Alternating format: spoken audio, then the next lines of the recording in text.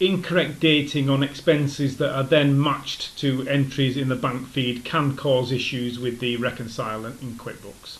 So we're looking at a scenario where you've put an expense in perhaps manually, perhaps it's been dragged in from the receipt section with an attachment on it, and the bank feed has come in and we've matched a transaction to that particular expense. And that's a scenario where we may have an issue with dating.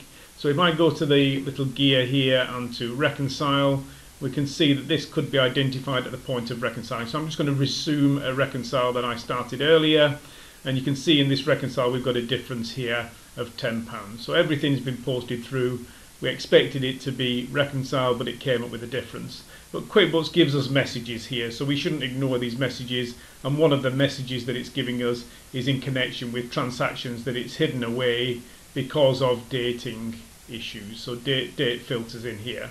So if you get this kind of message, it's worth clicking on Show the Hidden Transactions, and that's where we may well identify that we've got an error to do with dating.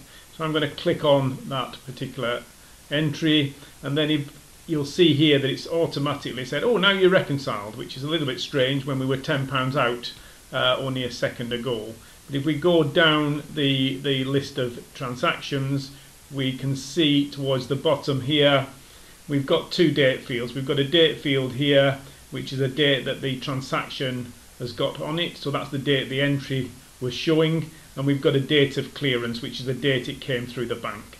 And the reason we had the £10 difference was I was reconciling to the end of the month, the end of June, and we've got a date here of July on this particular transaction. So we've got an error in dating that caused that £10 difference, but QuickBooks helped us to identify the reasoning behind it.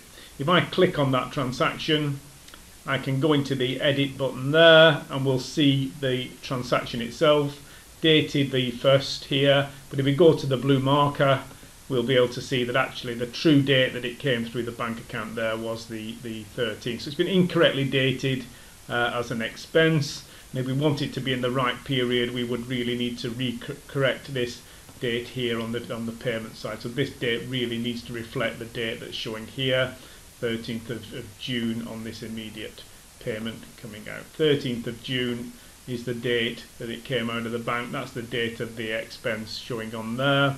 And if we save that entry, we've now corrected a misdating that was showing up through the process there. And everything now is dated within that particular month. We've got a difference of 0, and we're ready to finish now on the reconcile. We've corrected the error on the dating side. So that's an example of how dating issues can affect the postings in QuickBooks. The automation, when you're matching, you want to be matching and making sure the dating is correct. Once we're happy with the dating being correct, when we come to the bank reconcile, we should get a 0 difference because all entries are matching from the bank feed.